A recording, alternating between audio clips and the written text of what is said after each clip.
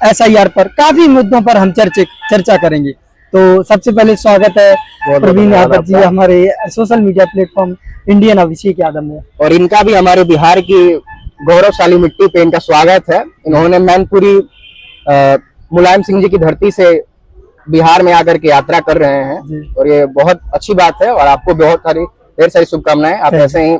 अच्छा ये बताइए, जो SIR है, SIR को लेके बिहार में बहुत ज्यादा मारामारी हो रही है, वोटों की हो रही, सब चीज की मारामारी होगी, तो SIR पर कुछ संक्षिप्त में बताइए। जी देखिए, ये जो SIR है, चुनाव आयोग एक स्पेशल इंटेंसिव रिवीजन करके एक नाम पे मतलब वोटों का पुनरीक्षण कर रही है बिहार में।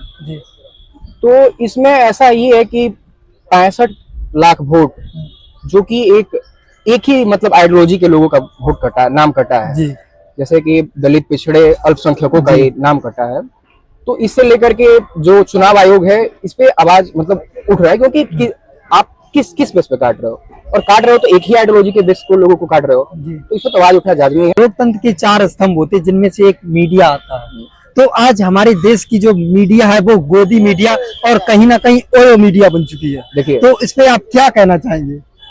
देखिए, हमारे लोकतंत्र के 4 स्तंभ हैं जिसमें से मीडिया धाराशाही हो चुकी है। मीडिया जो कि विश्व प्रेस स्वतंत्रता सूचकांक में 191 स्थान पे है।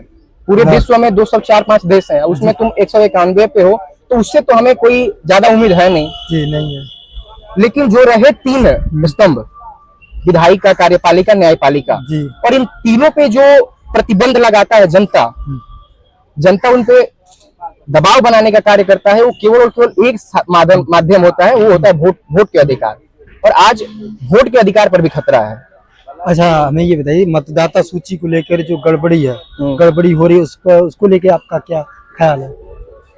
ये गड़बड़ी जो है कि मतलब हम सीधा सीधा बताए ना आपको, जैसे कि आप ठीक है, आप अभी कह रहे हो कि हम SIR करेंगे, स्पेशल इंटेंसिव रिवीजन करेंगे। अभी तो 5, 6, 7 महीने 8 महीने पहले लोकसभा इलेक्शन हुए हैं, अभी विधानसभा में कैसे आप बदल गए? वही चीजें होंगी ना, हो जाए ना। तो क्या कहते हैं, विधानसभा इलेक्शन के बाद कराना, और वो सही नहीं है।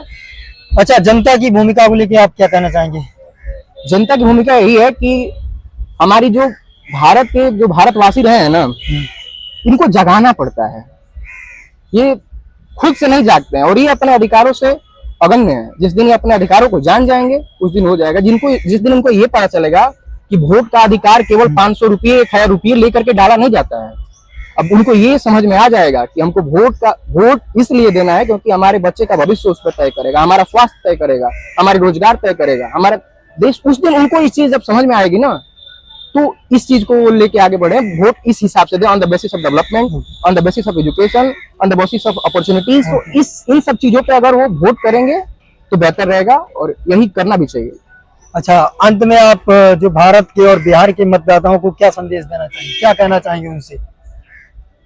मैं वही चीज कह रहा हूँ ना कि वो चुनाव किसी के प्रलोभन में ना आके दें, चाहे वो पैसा हो, रुपया हो, धन हो, दौलत हो, किसी के।